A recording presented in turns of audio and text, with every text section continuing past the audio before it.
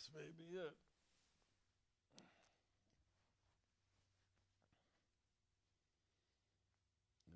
Am I working? Is it working? I have to take a peek. Welcome, ladies and gentlemen, and all sentient beings, life forms on the planet. I'm an equal opportunity communicator. My name is John Deschler. It's nice to see you all. This is my first formal attempt at an actual live stream. Again, my name is John Deschler. I'm coming to you from the Mount Angel, Oregon Theater and Studio. We call it MATS, Mount Angel Theater Studio. This podcast is meant to be one of 2 or 3 initializing podcasts in my effort to keep this arts space alive, going, and growing.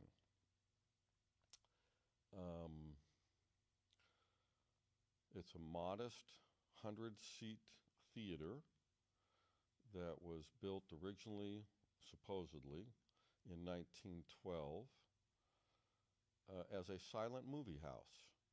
100 seats, silent movies, 1912. Eventually it became a regular talkie movie house.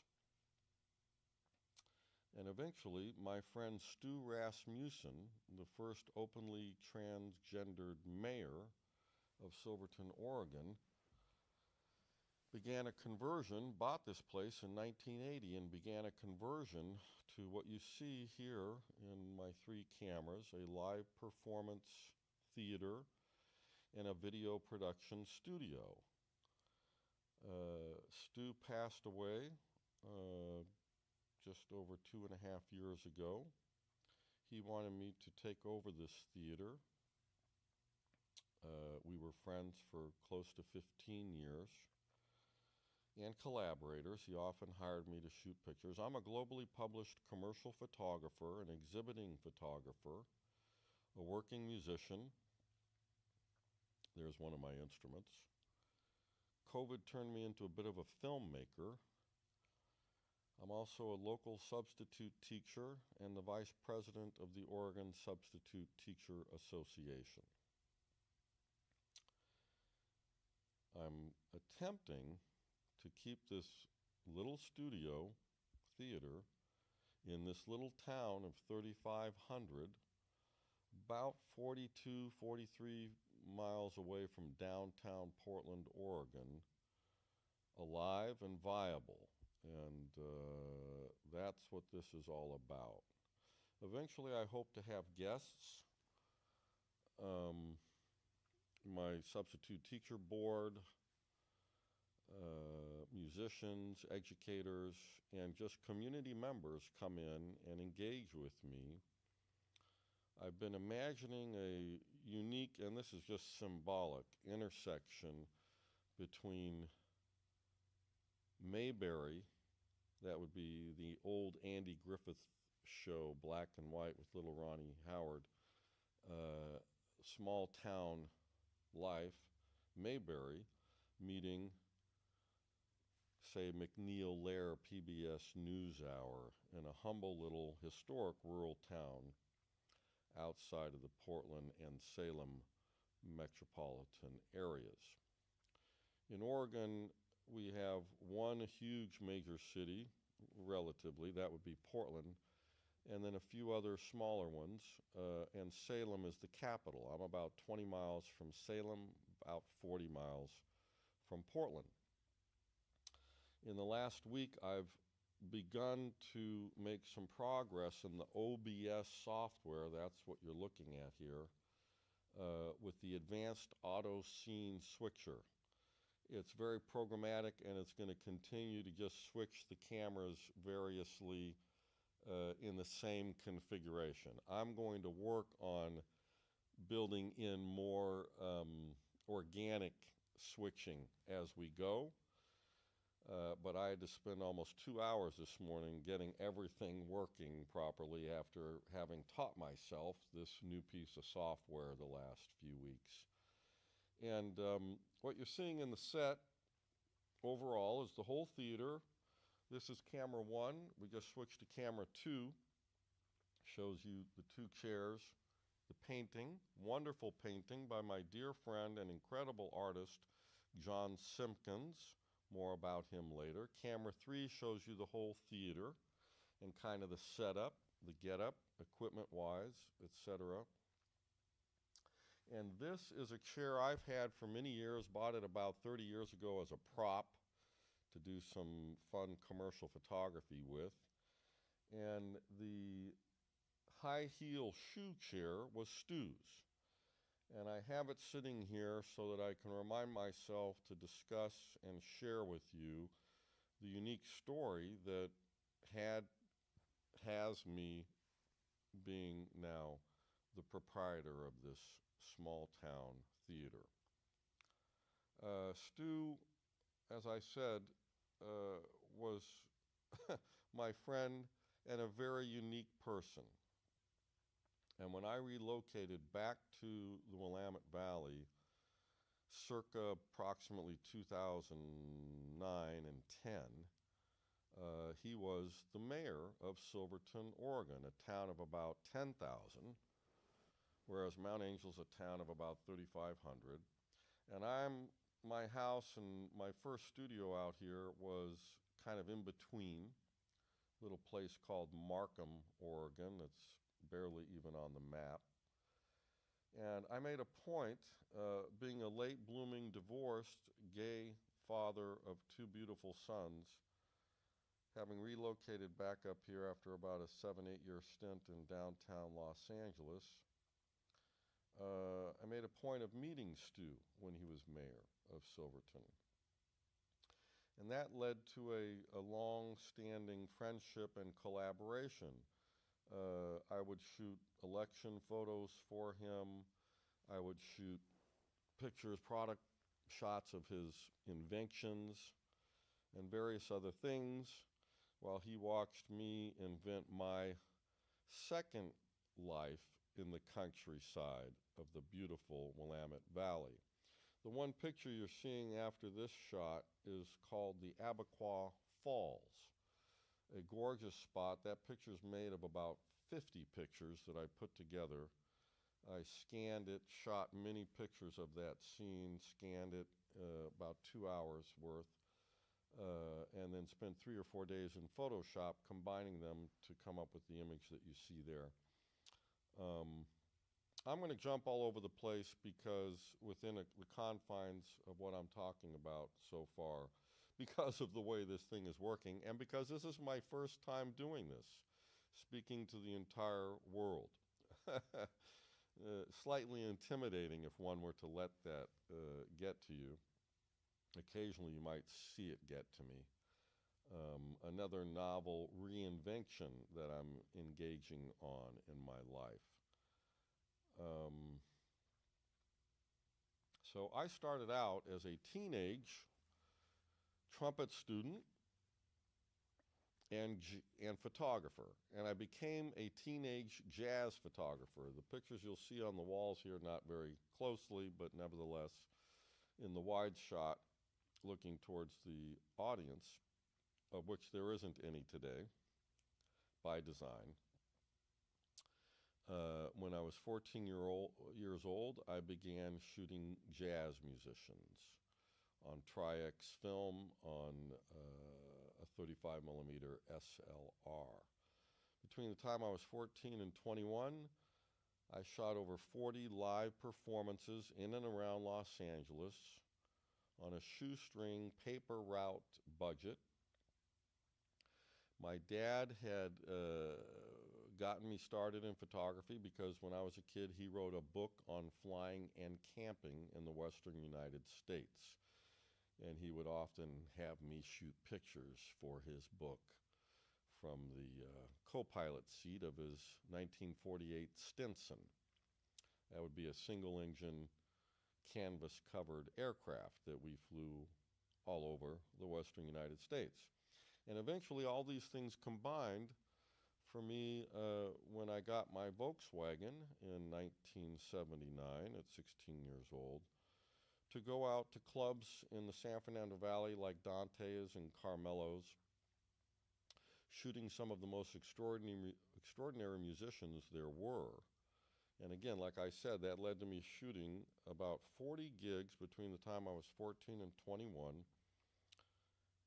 which ended up including the likes of Chet Baker, Count Basie, Joe Williams, Ray Brown, Bud Shank, Pete Chrisley, Bobby Shew, Chuck Finley, Freddie Hubbard, on and on and on, because I grew up in North Hollywood, California. So that was my beginning, infancy of becoming essentially a working artist, which I've been throughout my entire life since then. Later, I went to Cal State Northridge for a couple of years and then ultimately transferred to the Pasadena Art Center College of Design, where I learned in the film era what was, we didn't know it at the time, but was the end of the film era, all of the techniques of sophisticated studio and location photography techniques in that era. I became a globally published photographer. I worked for many, many, many corporations, companies, and institutions throughout my long career, including the likes of Intel, HP, Xerox, Wacom, Kaiser Permanente, Southern Comfort, Nokia, and even did a job once for the office of the President of the United States in the early 90s. In any case, it was COVID that got me to combine my two loves, the photography and my music. I played my trumpet off and on fairly consistently, might have been more or less over the years, but always kept it in my life. But when I relocated back to this area, as I said, in about 2010, it wasn't too long after that that I began a concerted effort to begin to spend more time with my horn. And that led to affiliations with other local Oregon musicians, some excellent ones, a long-standing gig at a wine bar in Silverton, Oregon, owned by my dear friend Joel Autry. This is now years ago, probably close to 10 years ago now that I think about it. And collaborations with any number of musicians. And when COVID shut me down, I was kind of horrified because I was getting better, working on it, practicing, playing, performing. And with a brass instrument, you pretty much have to play almost every day in order to keep it up and plausibly advance. So I decided that March of 2020 that if I was going to keep playing, I had to accommodate to the COVID experience. So the sun started coming out at the end of that March and beginning of April, and I decided to go out on my motorcycle with my horn and my Galaxy S9 at the time and a little tripod. And I went to the nearby Wooden Shoe Tulip Bulb Farm. Beautiful spot. I had shot Oregon Symphony program covers there decades ago. And I parked in the middle of a tulip field and began playing some tunes on a windy day. That ultimately led to my Tune Tours project. You can find that project on my YouTube page. That's John Deschler, or just search Tune Tours on YouTube. And you'll see that myself and my dear partner in crime, creative crime, Neil Grandstaff, joined me. We went one day to the Tulip Farm and then to the world-famous Mount Angel Benedictine Abbey, most beautiful location. And we started playing songs, the Great American Songbook, kind of my religion. For people outdoors from safe distances with lots of fresh air around us. And that whole effort led to much of what has occurred in my life the last 4 years.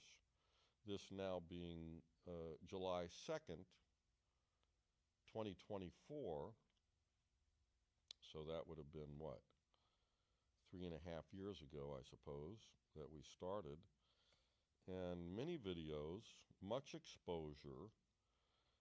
My quartet, which included Neil Grandstaff on guitar, Justin Sheppage on bass, and my eldest son, Nate Deschler, on piano, that led us to opening for Norah Jones at the 2022 Brit Festival in the summer of 2022. It led us to perform for the Mount Hood Jazz Festival in 2023 summer, and many other opportunities for live performance and lots of exposure. I got a lot of positive reinforcement for that experience. And that first summer of 2020, my eldest son, Nate, called me one day and said, "Dad, they've asked me to go back to work on Bourbon Street." He had worked on Bourbon Street in New Orleans for 5 years as a working pianist, 4 nights a week, 6 and 7 hours a night. He said they've asked him to go back to work for no pay. And so he said he was just going to take a long summer break, not do that for no pay, and he would see me in a couple of weeks. Well, by then I'd already been doing these little mini tune tours with Neil and Shep to the Oregon coast, Brownsville, other places, making these humble little videos just with the phone. And so when my son arrived, that's what led to me putting a full-size upright piano in the back of my pickup truck. And it was there for 4 months. Nate left after about a month. He and I went to Eastern Oregon and all over the place.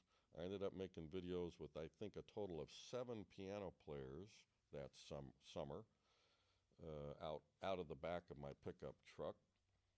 And ultimately, Nate and I went all the way to the Alvord Desert, which is as far away as you can get from here in Oregon, the far southeastern corner of the state, to visit a gentleman who is an incomparable artist, an exceedingly wonderful character, John Simpkins. This is one of John Simpkins' paintings. And up until that point in time, John and I had become acquainted online, but had never met before. So it was one of my little dream desires to go over there and meet him, and the fact that we ended up going with a piano in the back of our truck, my beautiful St. Bernard Theo, and ultimately made it all the way to the ghost town of Andrews, Oregon, where John lived for 10 years and painted. And ultimately, we gave him a private little concert out the back of the truck,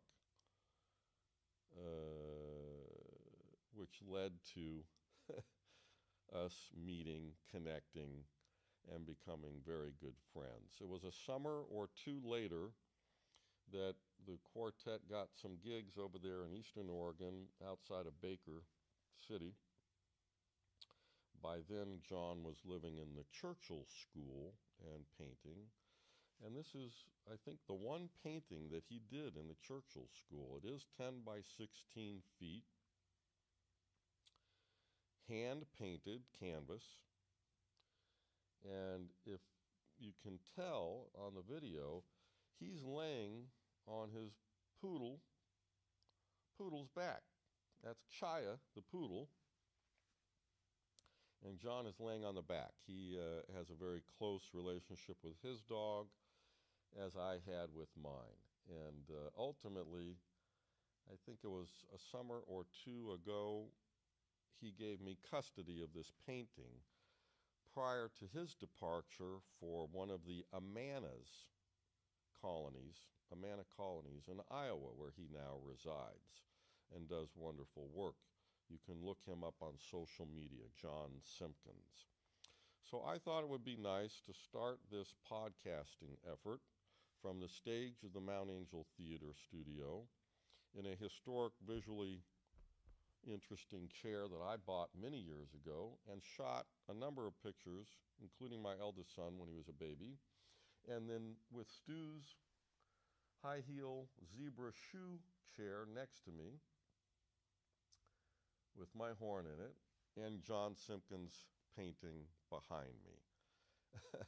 Because these are all essential elements in my survival and my chronic addiction to reinvention, which is what this is about. The fact that I would have started a podcast in July of 2024 is nothing I would have imagined. Perhaps started to imagine in the last year or two as a plausible usage of this very humble and historic space. So I don't know how long I've been going yet. I should have realized that I should have timed this so I could speak to all of that. And in fact, what I'm going to do right now is to attempt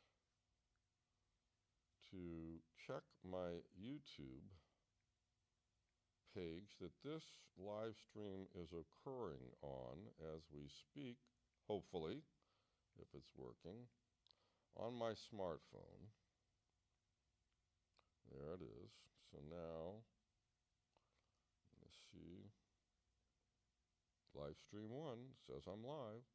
So the question is, can I share, copy link, and post it to Facebook so some of my Facebook friends can see me? And so you're watching me real time. If you're watching me,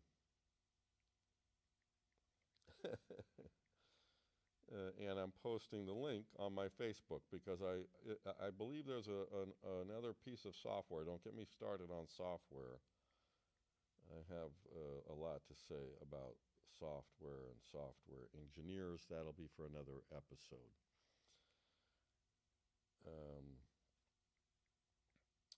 That would allow me to stream on multiple platforms, which I'm not doing. Live streaming right now. And then I'm just going to post the link, and I'm going to keep it going long enough. Okay, Mount Angel Theater. This is going to be occurring on a semi-irregular but frequent basis, if I have anything to say about it.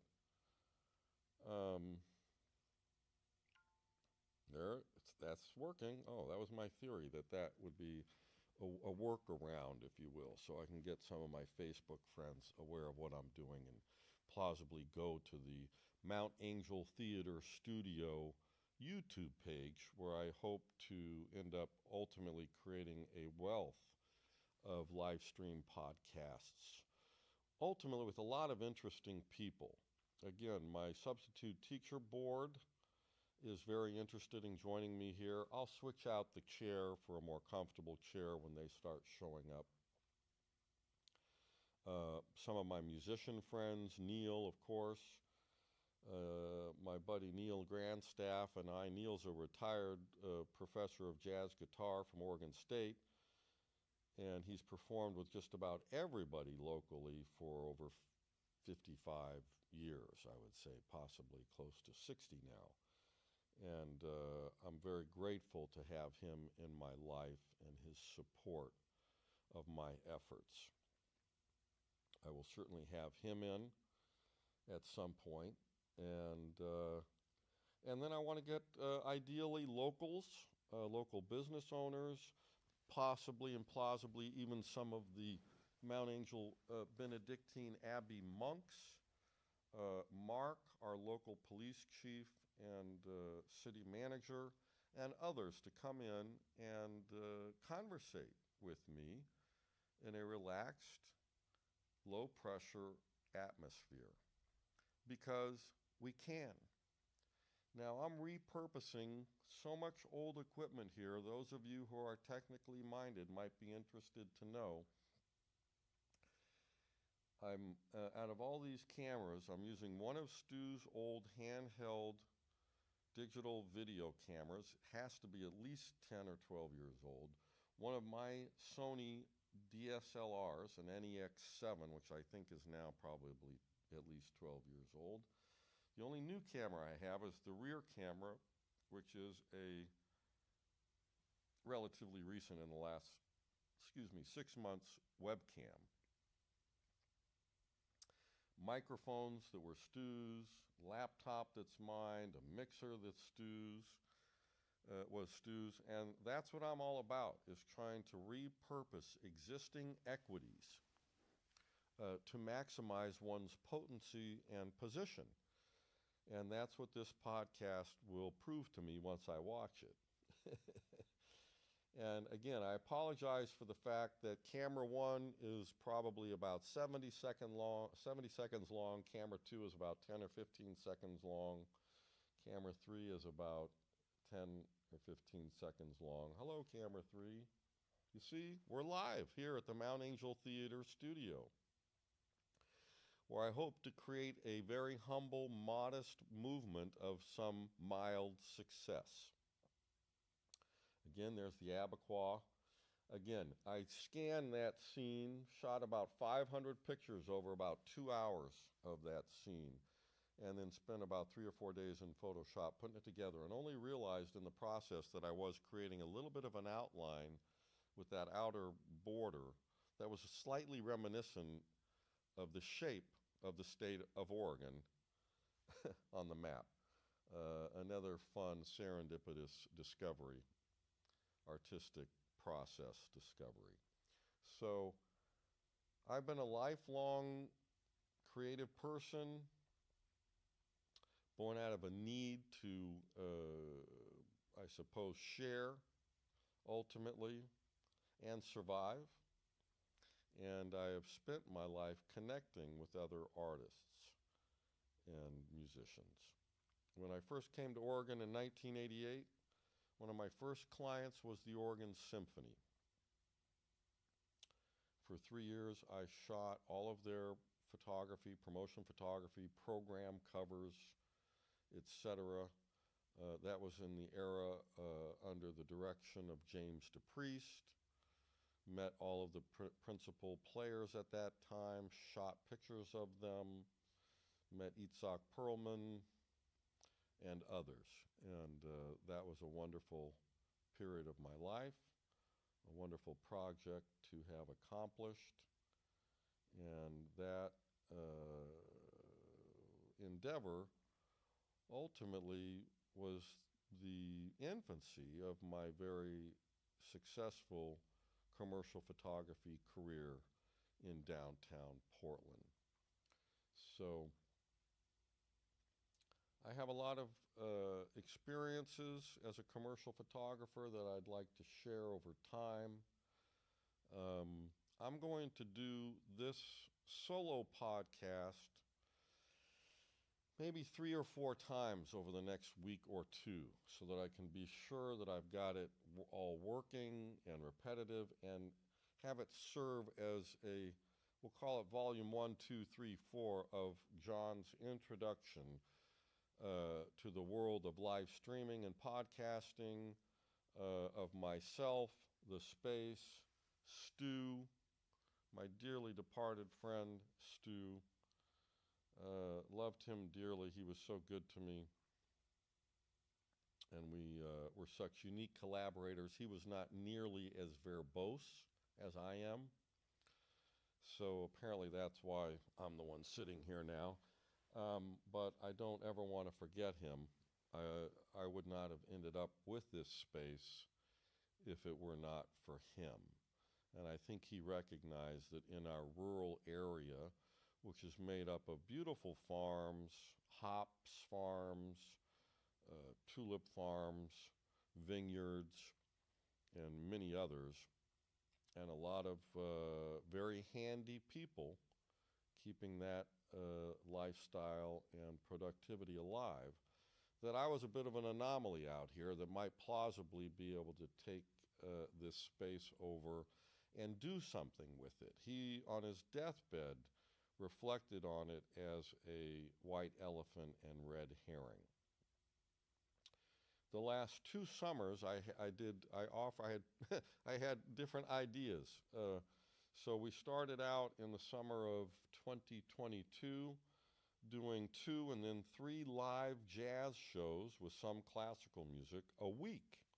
I thought maybe I would have some success offering an alternative entertainment because there's about 20,000 retirees within about 15-mile radius or so of this beautiful little town. By the way, it is a Bavarian town. I'll go over the history later. But it's somewhat famous for its very large Oktoberfest, which is always in the middle of September. And so in the summer of 2022, I thought, well, let's try 2 afternoons a week, Tuesdays and Thursdays, to do live performances, and maybe we'll get some families and a lot of retirees out here to support our efforts. When my son Nate showed up, I added Friday nights. That was all received well, but not that well attended. Might have had to keep that up for 5 or 10 years before the word got out through the grapevine to enough people to keep that rather aggressive programming alive. So last summer, we just opted to do 1 Friday night a month. That, again, was periodically well received, but not that well attended. Again, it's a town of 3,500, mostly busy people, families, often many of which are commuting to their jobs away from here. So when they come home, they're not necessarily looking to come to the Little Mount Angel Theater to see Mr. Deschler perform with his trumpet the music from Duke Ellington to John Denver, et cetera, et cetera, et cetera. So son Nate had been living here for a year and a half as of, I think, the middle of the summer of 2022, or possibly later. And so he helped me quite a bit. And about 4 months ago, he left for some wonderful opportunities and a performing opportunity in Nashville, which is what precipitated my desire and goal to attempt to do this podcast. So I've always been a kind of improvisatorial kind of a person. And so all of these different things have led me to different endeavors and states of being, you might say.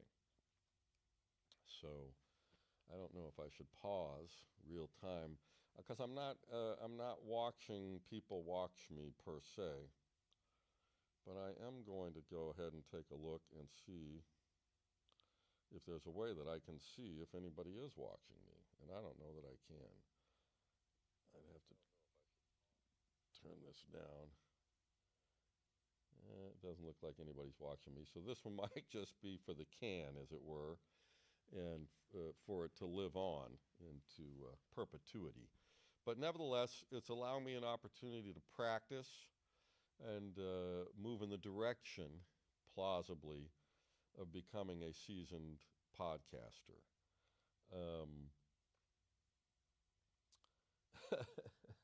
So a real-time, live, organic experience, for sure. And I hope to add a 4th camera sometime soon so that when I do have guests, I can have two of these cameras closer to the person talking. And to that end, I wanted to introduce you to Chaya, the painting, and John, the painter. And now I'm going to get up and keep talking. As I walk away from the microphone, you will hear me less and less. But I'm going to zoom in to this chair so I can test that idea of a talking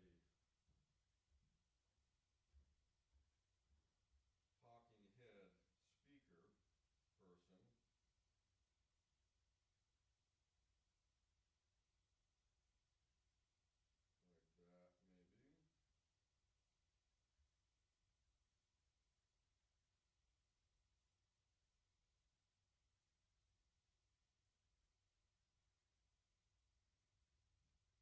Let's try that. Let's try that.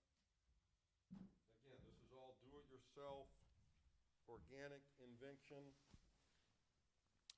with much old technological hardware and one new piece of software, the OBS, online broadcasting software. Quite a piece of software, since it seems to be working. I could break that cycle of the automated scene switcher, but then I'd have to go over there and physically change the scenes or have the laptop sitting next to me. And I just wanted to go ahead and let me check that exposure. Yeah, exposure looks okay. Stu loved to put all this infrastructure in. He was as much or more a technologist than I am or ever have been. I've always been interested in having some working cameras or working horns so I can do what I need to do. But I was never that motivated to spend that much time installing infrastructure of lights and technology. But I have had to arise to the equation to get to know his technology and ultimately integrate it with my technology, which is what you're all seeing right now.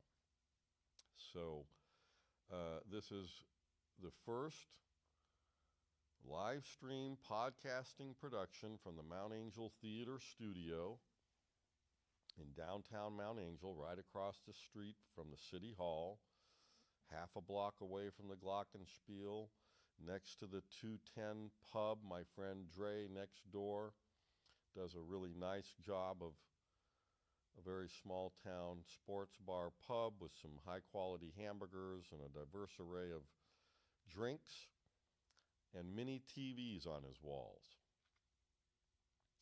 And with any luck, I will be able to keep this podcasting experience going, live streaming, on a frequent but irregular basis. There's a gentleman named Rick Beato who started live streaming and podcasting over a decade ago.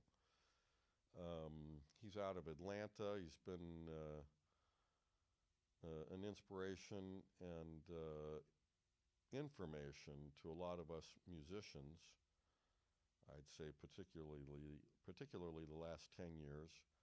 And he does a very high quality live stream and podcast. Maybe not always live streaming, because at this point he's interviewed the likes of Sting, Pat Metheny, so many other world famous and world class musicians. And he's very thoughtful. Of course, he has helpers. I don't have helpers yet. Eventually I hope to have helpers. Meanwhile, I'm using the advanced automated scene switcher plugin in the open source online broadcasting software, OBS. So it's a humble little stage. It's a humble little theater of 100 seats. We've done photo shoots on this stage. We've done live performances. Had a wonderful young man named Juan Olasalan, who was coming in 2 years ago and performing Rachmaninoff, Chopin, Beethoven, and others on a regular basis. I was introduced to him at Mount Angel High School, very humble, small high school in the little town. I think the student body's up to about 250 or so at this point. The there's the little spinet piano. One time I gave his father and him a lead on a piano sale. They ended up finding a really good deal on a grand piano, and so they gifted me and the theater their little spinet, which son Nate and I have performed on in duo settings many times. You can see some of those performances or the likes thereof, again, on my YouTube page, which is John Deschler, JonDeschler,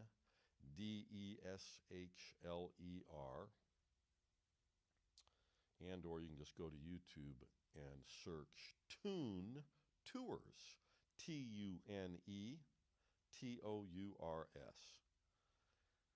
The effort that COVID made me combine my photography skills with my musical skills into a whole video sharing effort around the state of Oregon. We went everywhere from the Alvord Desert to the Astoria Column and many places in between, including the John Day Fossil Beds National Monument, the Painted Hills, downtown Silverton, Portland's International Rose Test Garden. Once again, that first summer I did it all with my phone, with the piano in the back of my truck. The second summer I said to the guys, I don't want to just do what we did last time. That would be redundant. And it was all on our own shoestring, with no funding, by the way. So the second summer, that would have been the summer of 2021, I guess now. Yes. Justin Shepage, wonderful bass player, ex-student of Neil's, by the way, from Oregon State, said, well, he would go out of his way to attempt to record high-quality audio of us on location that second summer. And I said, well, if you do that, then I will add 2 cameras and force myself to learn the video editing software. In this case, Premiere Pro. And that's what I did, and that's what we all did. That second summer, we did that in Arlington. I made some videos in Arlington, Oregon, as homage to Doc Severinsen. It's where he was born and raised, in Arlington, Oregon, a very small town. I think now about 650 people on the Columbia River Gorge, east side. Half of the town that he grew up in is now under the river because of the Bonneville Dam. And in those videos, had a young man named Nate Miller, who I had met in the early COVID period, having reached out to some people in the eastern parts of Oregon and Washington looking for other musicians. Ultimately, he was referred to me, and Nate and I had some Zoom meetings and phone conversations that ultimately led to him coming and meeting me and us and making some of those videos in Arlington. In fact, he made the little arrangement of the Tonight Show theme for us. And we did Here's That Rainy Day and a little rendition of the Carnival of Venice from the Arbans book. And Nate Miller is a phenomenal musician, young man. I'm sure he's not more than 21 or 2 right now, come to think of it. And he currently resides in Denver, Colorado. Shout out to Nate. If you get a chance to see him, check him out. He's really phenomenal, particularly because he's not only a brass player, but he's also a saxophone player. So very unique talent. I was so lucky to meet him. And not unlike my eldest son, Nate, who's also a pianist as well as a bassoonist. Nate Deschler started out as a bassoon performance major at Loyola New Orleans, which ultimately led him to becoming an excellent bassoonist, but a working pianist on Bourbon Street with the Steamboat Willie Band 4 nights a week at the National Jazz Legends Park. If you've ever been there, it's where the large bronze sculptures of Al Hurt, Pete Fountain, and many others are. So my eldest son, Nate, got to play with Steamboat, they called him, Steamboat Willie, 4 nights a week, 6 and 7 hours a night, before COVID put the kibosh on it. Should not end this first podcast without having mentioned my younger son, another beautiful, intelligent, wonderful character who's also a bit of a musician, bass player. But my younger son, Andrew Deschler, ended up going to Villanova outside of Philly and becoming a history and political science major. And he later interned with my local congressman in D.C. at the time, Kurt Schrader, which led Andrew to now a career in Washington, D.C. as he's actually now a legislative assistant for Ms. Andrea Salinas, which is the district to my west. And I think he'll be visiting here in August. Maybe I can get him to sit down and do a live stream podcast with me when he's here, and he can give us an update from the country's capital, Capitol Hill in Washington, D.C. So shout out to Andrew. I love you. I hope you're having a wonderful week. Shout out to Nate Deschler, Nate Miller, Neil Grandstaff, Justin Shepig. Neil and Shep and I just did a really nice gig at a very cool little farm store in northeast Salem, Oregon, called Easy Orchards. We've been doing that now, I would think, at least 4, possibly 5 years. It's during their strawberry festival. They've got a little like kiosk food cart that they serve strawberry shortcake and sundaes and shakes out of. We played there last Saturday from noon to 3 to a very appreciative audience, I might add. Sometimes you get those, sometimes you don't. A week before that, performed with Neil and my dear friend Marilyn Keller out of Portland, and Ron Steen, wonderful drummer out of Portland, and Ted Swinson for the Taste of Woodburn a week ago last Sunday. Very nice gig at the Taste of Woodburn for an hour and a half, and then I had to rush off to make my second performance in the trumpet section of the Rose City Pride Wind Symphony at the Patricia Reeser Center, which was almost full for that performance and was really quite intense because we were playing very sophisticated material. I was in the first trumpet department. Symphonic dances from West Side Story, Rhapsody in Blue, and at least a half a dozen other a Mendelssohn, a Tchaikovsky material that seemed to go over fairly well. And I just connected with that organization in the last 6 months and hope to solidify more partnership and collaboration with them, particularly out here as well at the Mount Angel Theater Studio. In the last week, I've been contracted to participate in the production of Oliver in Salem, and honestly, I don't know who the sponsor is of that musical this next 2 months, but a gentleman, wonderful piano player I hired years ago, Mr. Marcus Harbaugh, contacted me.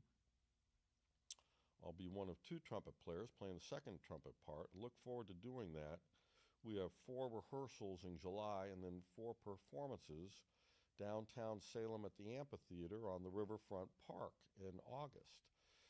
So I'm all about sharing and promoting positive human endeavors, like making music or making art or making effective and beautiful photography, if not potent and communicative photography, and sharing incredible artwork by others. So it's all of that and more that you should expect to see and hear in moving forward in these podcasts, live streams, brought to you by yours truly and my dearly deceased friend Stu Rasmussen in the very humble, small theater in the quaint Bavarian town of Mount Angel, Oregon. I appreciate anyone and everyone who's watched live or post live in the podcast. I really would appreciate it if you'd give us a thumbs up and subscribe to my Mount Angel Theater Studio YouTube page. That's where I'll be doing these live streams moving forward. And I do hope to become more sophisticated in the endeavor moving forward. And as I said, I'm going to keep doing this version at least 1 or 2, possibly 3 more times the next week or 2 before I start inviting guests in for what I hope will be very informative and entertaining conversations among other sentient beings invited, and some that might just end up walking in eventually. It'll be under consideration as to whether or not I live stream during the Oktoberfest. That would be a trick, because I'll also want to show films, videos and films that I've produced and others have produced. So I might be able to pull it all off. I'll have to remove the painting, of course, which is the other reason why I want to do at least 2, if not 3 more like this solo, so I can continue to introduce everybody to what it is, where we are, who I am, who we were, and where we're headed moving forward here at the Mount Angel Theater Studio. Come on downtown Mount Angel and discover Mount Angel if and when you have a chance. It is a beautiful little town with a historic abbey, Catholic Benedictine abbey, that trains monks and priests. It's essentially a college for monks and priests. We have 4 or 5 sweet little restaurants, the 210 pub next door, Lou's Kitchen under the Glockenspiel, the Mount Angel Meat Company or Mount Angel Sausage Company. It's a block and a half away. Wonderful El Corporal Mexican restaurant. Love that place. We've got a wonderful organic honey shop right around the block, a senior center, caddy corner, and a beautiful historic hardware store about about a block away. I'm in the middle of this block, they're in the middle of the next block. And the Wooden Shoe Tulip Bulb Farm nearby, they're raging in the early to mid-spring with the tulips. We have Bauman's Farm Store, probably about 6 miles away on the south side of Woodburn, Oregon. We're only about 7-8 miles maximum as a crow flies off of the I-5, right between Woodburn and Silverton, Oregon, about 4 miles from Silverton, which is the gateway to the one of the most incredible state parks in the state, I would say possibly and plausibly in the country, called Silver Falls State Park. And of course, another gateway to the beautiful Cascade Mountain Range. Probably about 2 to 2.5 hours maximum away from the Pacific Ocean as well here. in Mount Angel, Oregon. So that's my gratis promotion of all of the locals outside of my humble little space. And I hope that they all choose to support me in this effort as well, because I'm very happy to support all of them in their endeavors. So I think I've been at this, my goodness, I don't know how long. And will this thing tell me how long? Well, it looks like I might have a couple of viewers, and it doesn't tell me how long. But I think I've been at it for more than a half hour, which is why I thought it was plausible that I could pull this off, because most people who know me know that I can talk. And it's only because I love sharing, and I have so much to share. So I think I'm going to wrap it up for today. I don't think I'm going to play my horn, because that would just be too much pressure right now. But you can hear me play my horn on all my Tune Tours videos on my John Deschler YouTube page. Please check that out. Please give me a thumbs up, folks. Please subscribe to the Mount Angel Theater Studio YouTube page. And stay tuned for what's next. I hope to be creating something that is really very worthy of my time and yours. Thank you for listening, whether it was live or later on once it just lives on YouTube. I appreciate everybody. And I'm really rooting for mankind in this era of real difficult differences and strife and developments in the world. So please support me, support all your loved ones and your friends. Be kind, as my dear friend Tom Nason says, born out of Mr. Rogers' long career on PBS. Be kind, and be kind. Thank you. Signing out. I got to walk over to the laptop to end the live stream. Appreciate you. Talk to you all very soon. See you soon as well. Take care.